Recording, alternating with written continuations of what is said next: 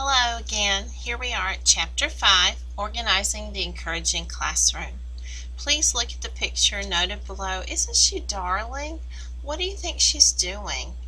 Do you all remember doing that with your dandelions and seeing where they would go? Of course, she is not engaged in mistaken behavior, unless, of course, you just ask her not to.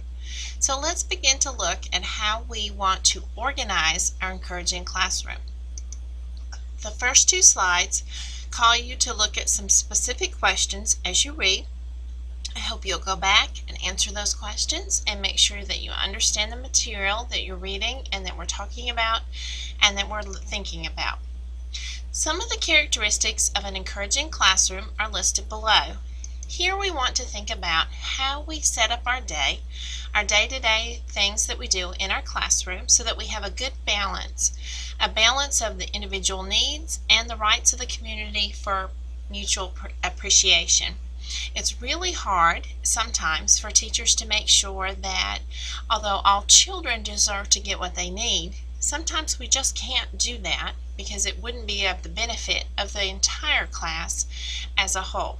An example would be during story time, one child would love to talk and talk and talk and talk about what has happened recently at her home. Perhaps her dog died, or she went on a long trip, and she has an overwhelming need to take up the entire time at your story time talking to the whole class. Although this is wonderful for the individual child, it maybe isn't the right balance of mutual appreciation for the community. So at this point, you may need to say, Sylvia, I would love to hear all about your story. Can you tell me that when we go to center time? I can't wait to hear more about your dog, or about your trip, or about what's going on in your life. Some other things we want to keep in mind is that we actively teach those socially acceptable ways to express our needs. Perhaps we begin to start with things like raise your hand when you want to talk, or get my attention when you need to talk to me. Some good ways to get my attention would be to say, Miss Joellen, I need your help, instead of hollering out, Miss Joellen, I need your help. We've all seen children mistakenly try to get our attention to express our needs. Other examples would be perhaps a child has a need for a certain toy or a crayon, and instead of just grabbing those things from our friends, we ask them. We use our words. You will probably find in most early childhood classrooms that some of these socially acceptable skills need to be directly taught or encouraged, perhaps just by going over again what are some of the polite ways to get the things that we need. Susie, may I have the blue crayon that's sitting near you? Instead of just grabbing it. Or Bob, can I have the doll? I was playing with her first. Or Hillary, it's your turn. I'm finished with this toy. Teaching those words and exactly what to say comes with practice. Being aware in your classroom when children need your help is part of what you need to do. We build those positive relationships with each child, and we want to be sure to provide enough freedom for each child to learn and grow at their own pace.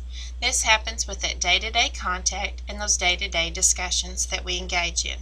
Including all children in developmentally appropriate learning activities is very important, and it's probably the most natural way that we teach the things that we're working on a day-to-day basis. Being culturally responsive, actively in developing healthy relationships with each child is one way that we remove some of that anxiety that children feel when they enter our classroom. Once we can alleviate some of their anxiety, their fears, and whether or not they'll get what they need, then we also negate the need for those mistaken behaviors in our classroom.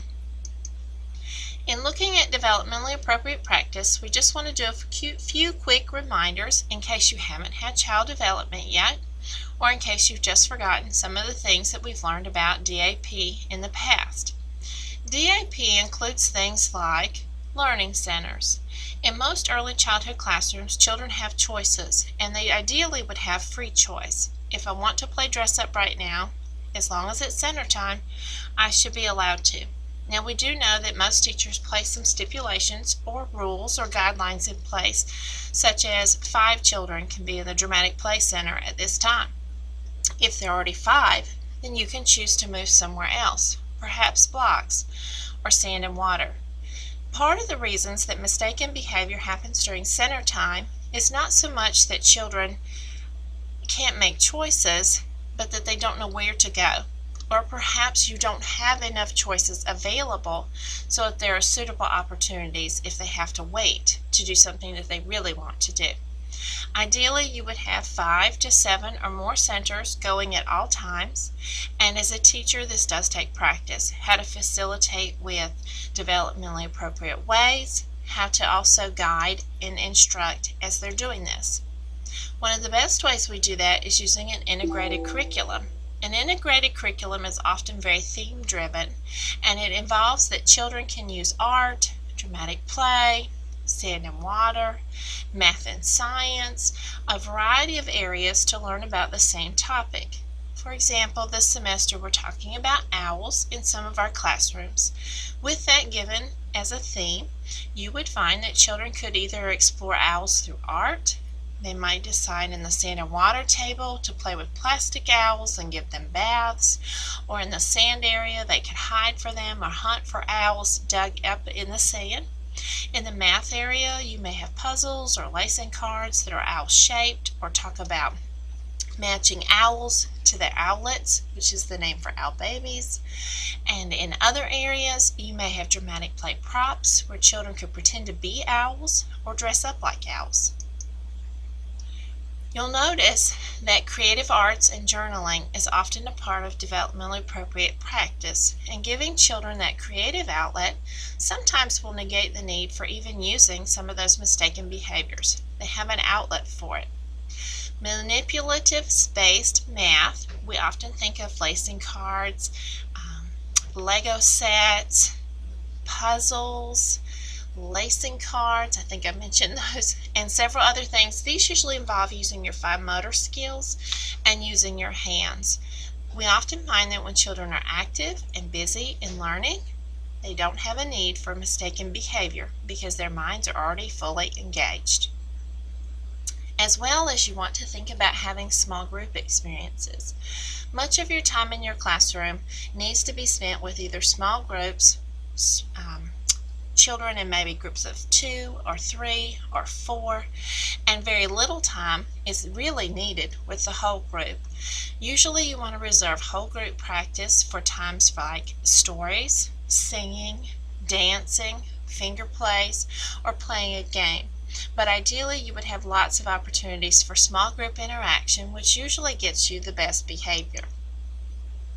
In looking at active groups, when we think of being active, you want to use that during your large group time. You want to encourage children to do things like Fatootie-Ta or Hokey Pokey using in those large group times. Finger plays, using your literacy props, and engaging in story sessions often helps to negate as well some of those mistaken behaviors that teachers often report during large group time. In looking at DAP, DAP truly reduces the need for mistaken behaviors because it gives instruction and it gives opportunities for children to do the things that they're ready to do, that they can actively engage in. When they're active, they're learning, they're having fun, they're playing, they don't have the need for mistaken behaviors. Now, looking more specifically at learning centers, we usually think about using those as themes aligned with the interests of the children.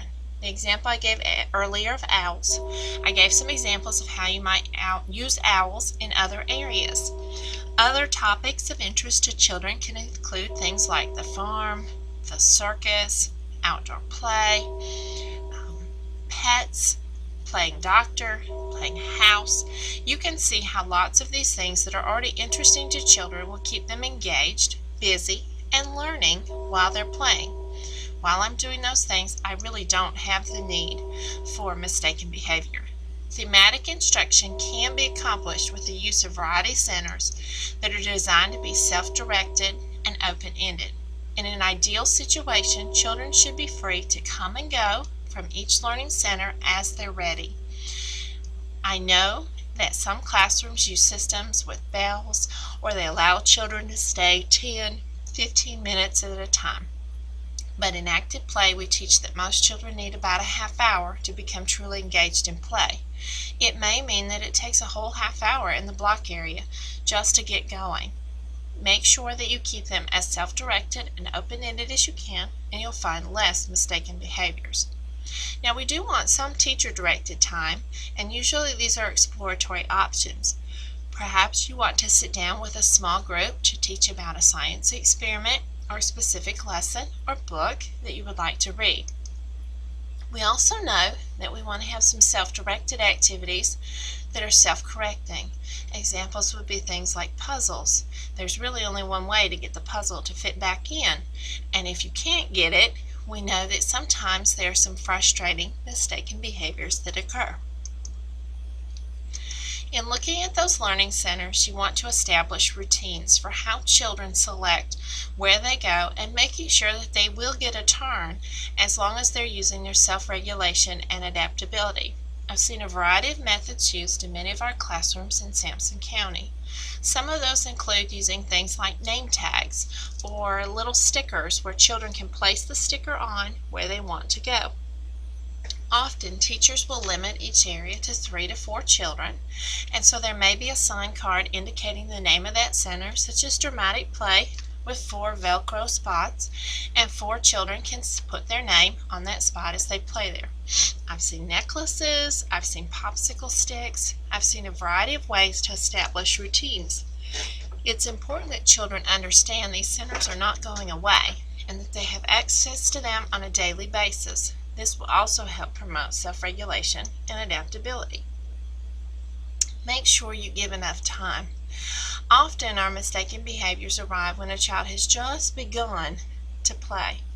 They've gotten into their block building, they've just built an elaborate castle, and here we come along as teachers and we say, 5 more minutes until we clean up.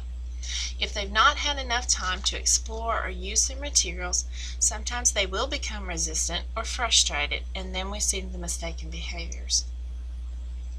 Another point we want to use is to make sure that we're flexible so that we learn how to accommodate individual children in those learning centers.